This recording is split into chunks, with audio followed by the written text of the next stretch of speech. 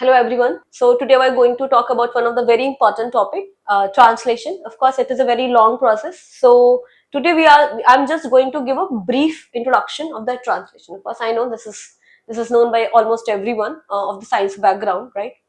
So, but what we are going to do in the translation process, we are actually going to make a series, such as we have covered in your biogenetic laws and the replication process. If you'll see other the previous videos, so the topics which is a little bit complicated and lengthy. So, what we do, we generally divide that topic into series-wise manner. Like, today we're going to talk about the translation only, like general introduction.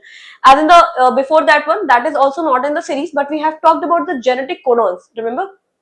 Okay, so in that first series, first lecture, I am going to explain only about the translation, a brief introduction. Then after that, I will talk in the translation process series 2. We'll talk about the prokaryotic translation. Then we'll talk about the eukaryotic translation. Okay, so that's how we'll cover the complete translational process that is required for the UPSC Geology optional paper. Of course, this is your paper 2, but that's how you get the complete information of each minute and major and minor the information. So what is the translation process?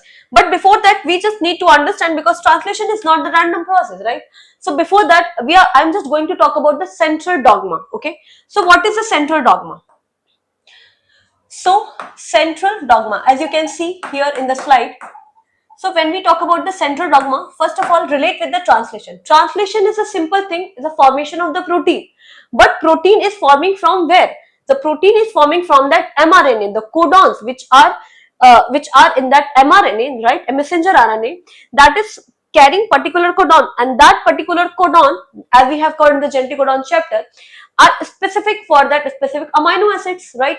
So yes, we say that generally that proteins are the polymers of the monomer of amino acid, right? But how this amino acid, who is going to decide that how this particular amino acid, the chain of the amino acid will going to linked about it, right? That is something very important that occurs in the translation process. That is a proper machinery. How you can relate with the codons and the thing, okay? So central dogma is a simple thing. So when we talk about the DNA, everything, protein is of course also one of the codons related thing, right? So when we talk about the DNA is forming the DNA. That is your DNA replication. Which phase? In the cell cycle, that is your S phase, right? Interphase, when we talk about the G1, S, G2, then this is your S phase. Then formation of the DNA, yes, this is all the process of the central dogma. Okay, this is the process of the, this process is known as a replication, right? This process is known as a replication. Then from the DNA, we are forming the RNA. Which kind of RNA? Mainly your mRNAs. Okay, of course, there are so many types of RNA actually. Majorly, we will talk about the 3 types of RNA, that is messenger RNA, transfer RNA, and ribosomal RNA. We'll talk about it in the translation process one by one. Okay, but here we just limit ourselves into that central dogma. So DNA to RNA, what it is process known as a transcription. This process is known as a transcription. From RNA, when we are making the protein, that it is called the translation process, which we are going to talk about. That process is known as a translation process. Okay, and this complete series is known as your central dogma. If there will be any mutation or change or something in the series, what is DNA? DNA is simple, the double helical structure, right? Constituting the codons. These codons like ATGC are forming in your mRNA, right? It is forming in your mRNA, and from this mRNA, the amino acids 133. Then it is here in the genetic codon. We actually genetic codon, when we talk about specifically, we talk about that RNA or the mRNA cells. Okay, so this genetic codon is converting the information in the form of the amino acid, and these amino acids are attaching with each other in the protein for the formation of the protein with the help of that peptide bond, right? So okay, so now we'll talk about this translation process. Okay, so the translation process, it is a process of the synthesis of the proteins from the messenger RNA. It is a process of synthesis of proteins from mRNA, that is your transcript. Okay, transcript. After the process of the transcription of DNA to RNA, just we have talked about, right? It takes place in the cytoplasm by specialized organelles known as a ribosomes, है ना.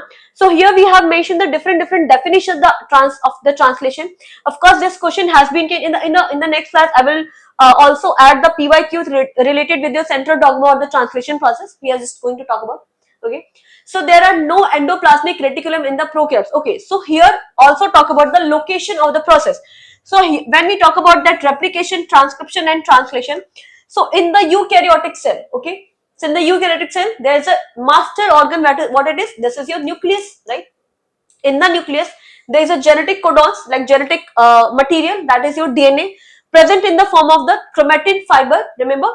So that chromatin fiber that means replication. The amount of DNA is doubling in the replication process, right? In the S phase. So that replication process and also the transcription process, both in the eukaryotic cells, occurs in the nucleus. After the transcription process, I'll talk about it someday. After the transcription process, the nascent mRNA, the newly formed mRNA, you can say, it goes into that post-transcriptional modification, right? The guanylation, the adenylation, the splicing, and so on. And that particular modification actually leads, or better say, the help, you know, the removal that from the nuclear pore, of course, removal from the nucleus, and also the post-transcriptional modification occurs, which is helping in the translation process. Okay, so we'll talk about it gradually. Then here the mRNA is forming through the transcription process. It moves out from the nucleus, and now, as we know, there is a endoplasmic reticulum associated with the nucleus, nuclear outer membrane, and we know about that rough endoplasmic reticulum and a smooth endoplasmic reticulum. And here we talk about the presence of the ribosomes, right? And the function of the ribosomes. It is not difficult to remember. If you know separate things, if you know the things separately one by one, then you can just correlate all of the things. Okay, in that endoplasmic reticulum, there is a presence of the ribosomes. So if the presence of the ribosomes there, that on the endoplasmic reticulum, so what we talk about, the function of the RER or the rough endoplasmic reticulum is a protein synthesis, right? So that means the translation process or the protein synthesis occurs in the cytoplasm. So that it is mentioned that no endoplasmic reticulum. Okay, so this is something we have talked about, that eukaryotic cell. What happened in the prokaryotic cell? And there is no endoplasmic reticulum in the prokaryotic cells, and ribosomes are suspended in the cytoplasm because there is no nucleus, whereas the endoplasmic reticulum is present in the eukaryote. मतलब that means कि आपका prokaryotic cell में replication, transcription and translation, all three process occurs in the cytoplasm because of the absence of the nucleus, while in the eukaryotic cell the replication and the transcription process occurs in the nucleus, while the translation process occurs in the cytoplasm. Okay, fine.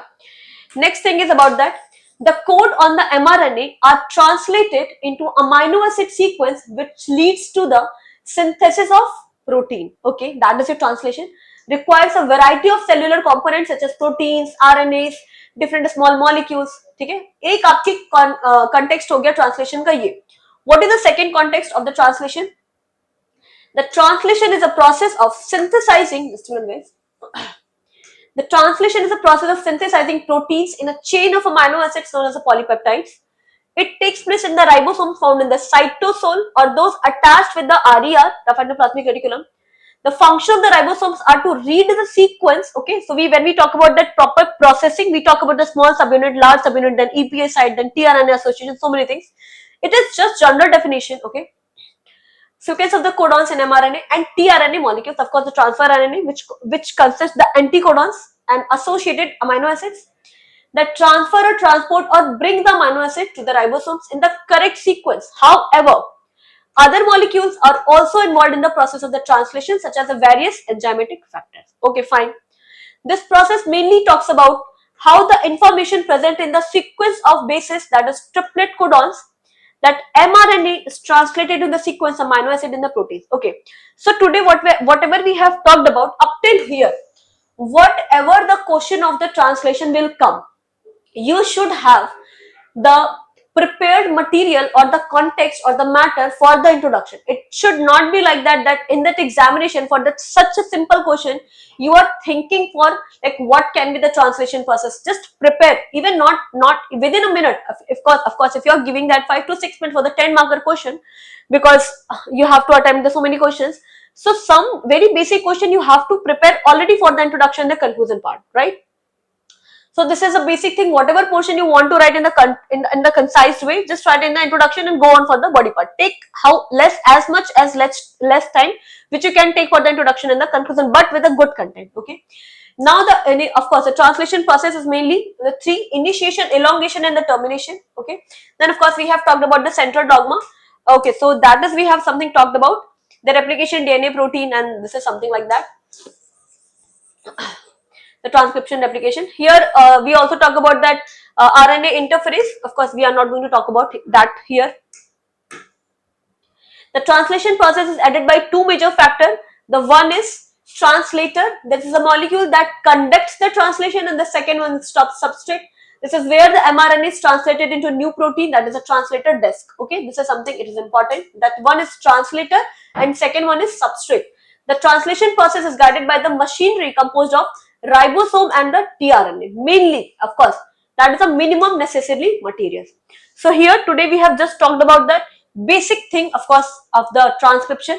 In the next class, in the next series, we are going to talk about the specific thing such as your ribosomes, then your tRNA, then some of the enzymes such as ATP, energy sources, GTP, and so on, so on. Okay. So for today, this is a sufficient. Thank you, and of course, wait for the next series. Thank you, everyone.